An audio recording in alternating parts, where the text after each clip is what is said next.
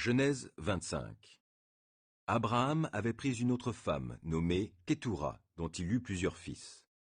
Zimran, Yokshan, Médan, Madian, Yishbak et Shua. Yokshan fut le père de Saba et d'Edan. De ce dernier descendent les Ashurim, les Letushim et les Léumim.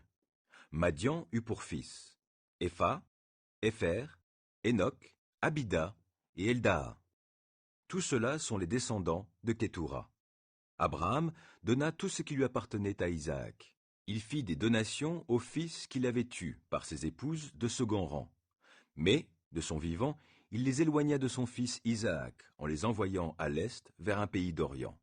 Abraham atteignit l'âge de 175 ans, puis il rendit son dernier soupir. Il mourut au terme d'une heureuse vieillesse, âgé et comblé, et rejoignit ses ancêtres. Ses fils Isaac et Ismaël l'enterrèrent dans la cave de Macpéla, dans le terrain d'Éphron, fils de Tsoar, le Hittite, qui se trouve vis-à-vis de Mamré, ce champ qu'Abraham avait acheté aux Hittites. Abraham fut enterré là, comme sa femme Sarah. Après la mort d'Abraham, Dieu bénit son fils Isaac, qui s'établit près du puits de Lachaï-Roi.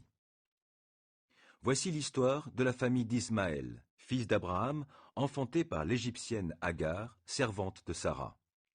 Voici les noms des fils d'Ismaël par ordre de naissance. Son premier-né s'appelait Nebayot, puis viennent Kédar, Abbéel, Mipsam, Mishma, Douma, Massa, Hadad, Théma, Yétour, Naphish et Kedma.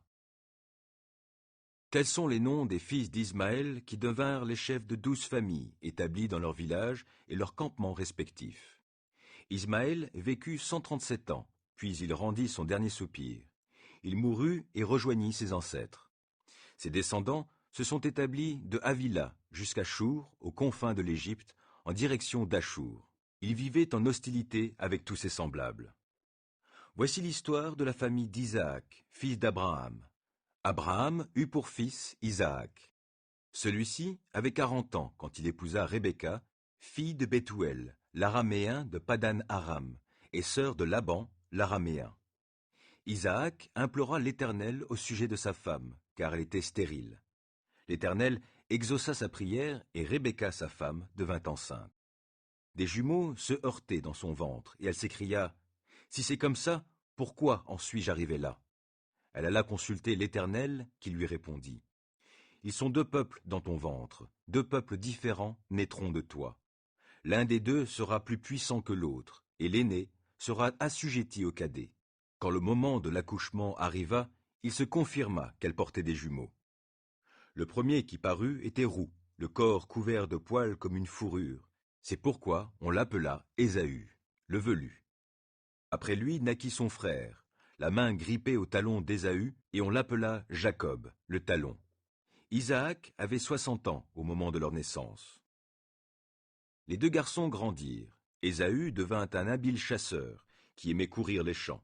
Jacob était d'un caractère paisible et préférait se tenir dans les tentes.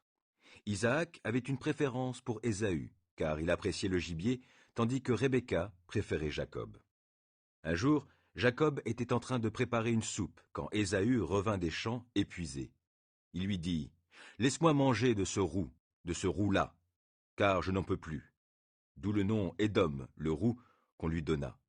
Mais Jacob lui dit « Alors vends-moi aujourd'hui même ton droit de fils aîné. » Ésaü répondit « Je vais mourir de faim, que m'importe mon droit d'aînesse. » Jacob insista « Promets-le-moi tout de suite par serment. » Ésaü lui prêta serment et lui vendit ainsi son droit d'aînesse. Là-dessus, Jacob lui servit du pain et de la soupe de lentilles. Ésaü mangea et but, puis se leva et s'en alla.